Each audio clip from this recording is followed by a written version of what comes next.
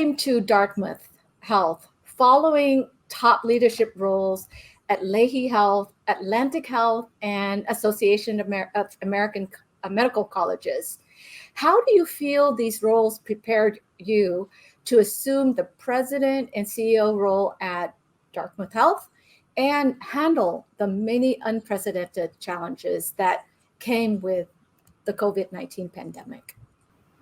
I would say that my experience it actually began in South Carolina at the Medical University of South Carolina, where I spent 22 years. And every single work experience has kind of been a different chapter in a book that has taught me a lot about myself, taught me about my leadership strengths, the things I needed to work on, but also gave me that experience that allowed me to kind of better handle some of the kind of unexpected things that come at you as a leader in healthcare.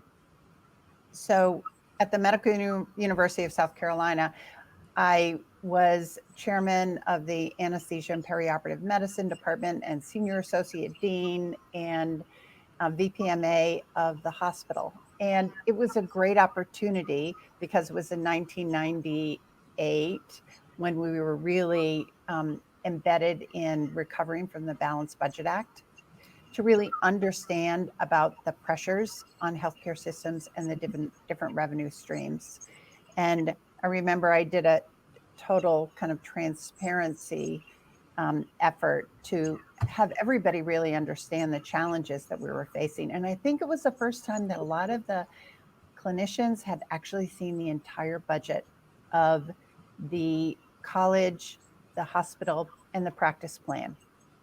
And, I learned about the real power of the data at that point and how you need to really get it in the hands of people that you want to follow you to do some tough things. And then I moved from South Carolina to Atlantic Health in Northern New Jersey. And it was a great opportunity because they are really a very well-run health system. And they still are. I think they're a AA rated health system, one of the most stable health systems in the country.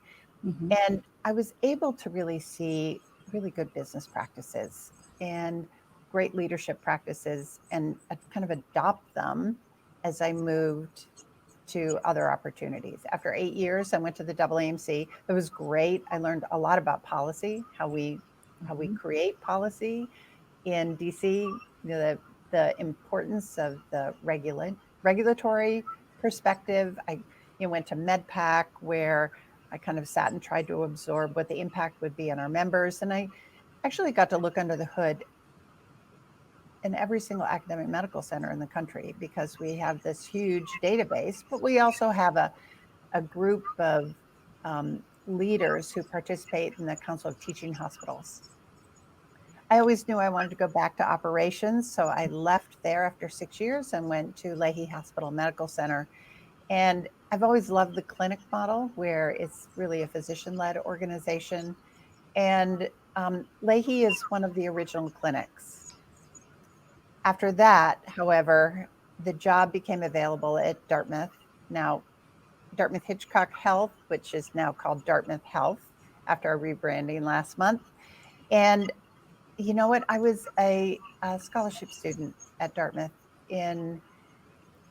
I graduated in 1977. And, I always wondered how I could repay my debt to the community. And this was a perfect way to do that. And so I came up here in 2017 and, have enjoyed every single day that I'm here. Now, the pandemic was not on my master plan, but I'd have to say that, that the most important thing for people to hear is that we don't know everything. We're going to find out the answers as quickly as we can, and we're going to solve our problems together. We're going to get through it. We're going to get through it because we care about each other and we believe in each other. And, that's actually what happened. And not just here at Dartmouth Health, but it happened across the country at every single hospital and health system that kind of address the pandemic issues in that way. it was difficult to predict. And even now we have challenges because of supply chain, et cetera. You know, the gift keeps on giving. So it's not over, but we've gotten a lot better at really managing a lot of the challenges that seem to come out of nowhere. Well, that's so cool. So you came full circle at Dartmouth. And now I believe we met when you first started at Leahy years ago. So congratulations on your career success. In your career, what do you consider your greatest accomplishment as a physician leader? Oh, that's a hard one.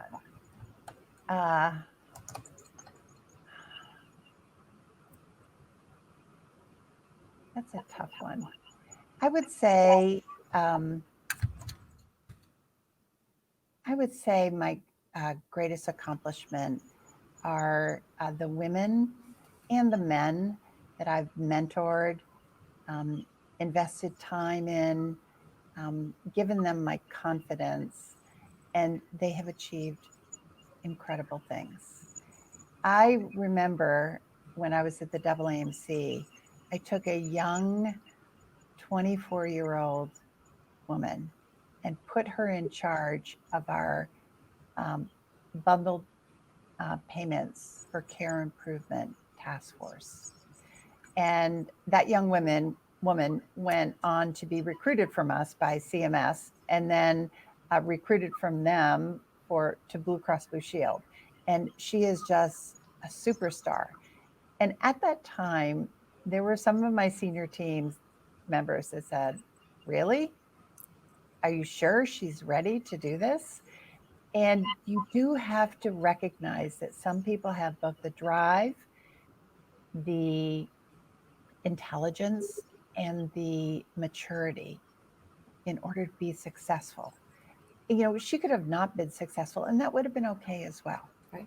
But we have to learn that it's really important for people to be given some risky jobs so they can really understand what they're capable of. Well, I personally want to thank you for being, I've looked up to you all through the years. So you've helped me a lot as well. So thank you. So if you were to go back in time 10 years, what would you tell yourself about leadership that you didn't know then? Well, you know, we both wrote letters to ourselves as part of our Women of Impact journey. Exercise. And I remember that letter. I told myself, don't always put other people's needs in front of your own. And women do that a lot. You know, their spouse, their family, that's always more important than their own needs. There needs to be a balance, and women have to put themselves first during their careers in order to make the right decisions for them. And I told myself to put myself first. So Good for you.